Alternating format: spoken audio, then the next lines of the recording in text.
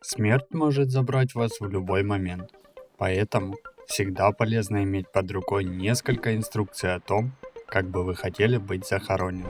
Иметь огромную мечту побывать в космосе, исследуя безграничные просторы Вселенной, но так и не совершить ее при жизни, да ведь это пустяки.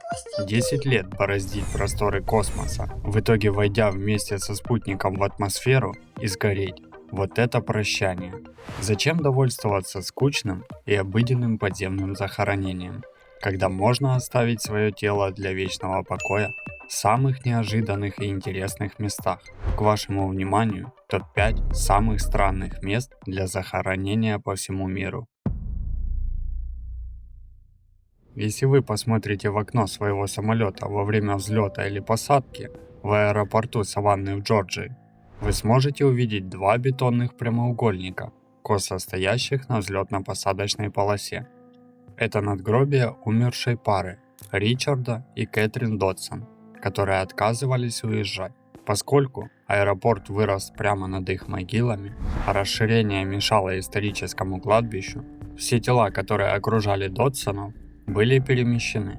Однако выжившие Додсоны не дали согласия на перенос могилы, так как считали, что Ричард и Кэтрин, которые изо всех сил пытались купить и сохранить землю, хотели бы остаться.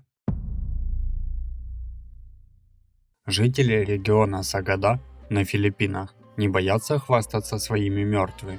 На самом деле, они известны своей традицией подвешивать открытые гробы со скалы. По традиции, которая насчитывает тысячи лет, Сагада вырезают свои собственные гробы перед смертью, или за них это делает член семьи.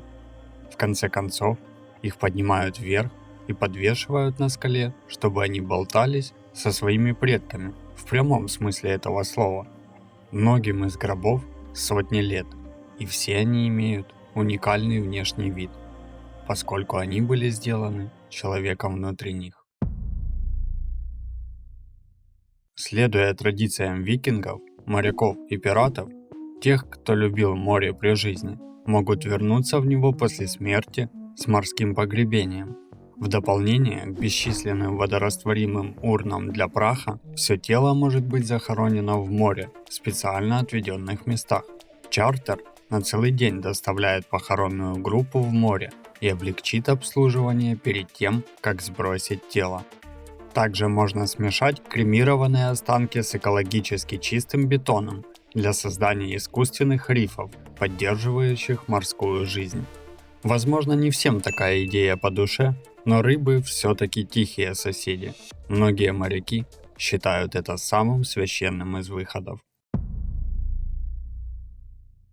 Народ Тораджа в Индонезии известен своими традиционными похоронными обрядами и верованием в Валук, что в переводе означает «путь предков».